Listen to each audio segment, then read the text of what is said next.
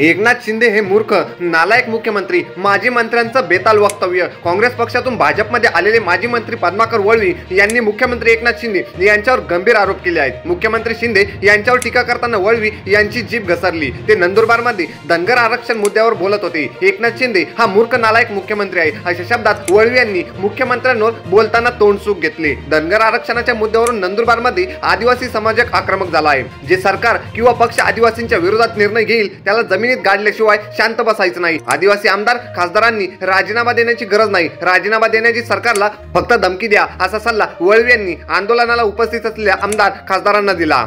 आदिवासी आमदार खासदार यांनी राजीनामा देण्याची धमकी देण्याबरोबर भाजप आणि शिवसेना पक्षाची उमेदवारी न करण्याचे आवाहन वळवी यांनी यावेळी केले। आदिवासींच्या हक्कासाठी आमदारांनी राजीनामा देऊ नका तर सरकारमधील तिन्ही पक्षांकडून उमेदवारी करू नका असे वळवी म्हणाले। आदिवासी क्षेत्रातून शिवसेना, राष्ट्रवादी, भाजपला हद्दपार करा असे आवाहन त्यांनी केले। ऐन लोकसभा निवडणुकीच्या तोंडावर नंदुरबार काँग्रेसचे ज्येष्ठ नेते माजी मंत्री पद्माकर वळवी यांनी भाजपमध्ये प्रवेश केला आहे। मोदींच्या विकास कामावर प्रभावित होऊन आपण भाजपमध्ये प्रवेश असल्याचं पद्माकर वळवी यांनी सांगितलंय। पद्माकर वळवी हे 1999 ते 2014च्या या कालावधीत तळोदा आणि शहादा मतदारसंघातून विधानसभेवर निवडून आले होते। 2009 ते 2014 या काळात पद्माकर वळवी हे राज्य मंत्रिमंडळात मंत्री होते। नंदुरबार जिल्ह्याचे पालकमंत्री म्हणून पद्माकर वळवी यांनी काम पाहिले आहे। ते राज्याचे क्रीडा मंत्री देखील होते। पद्माकर वळवी यांची मुलगी काँग्रेसमध्ये सक्रिय असून त्या नंदुरबार जिल्हा परिषदेमध्ये वर्चस्व असणाऱ्या नेत्यांपैकी एक आहेत। नंदुरबार जिल्ह्यातील राजकारणात वळवी कुटुंबियांचे वर्चस्व आहे। अशाच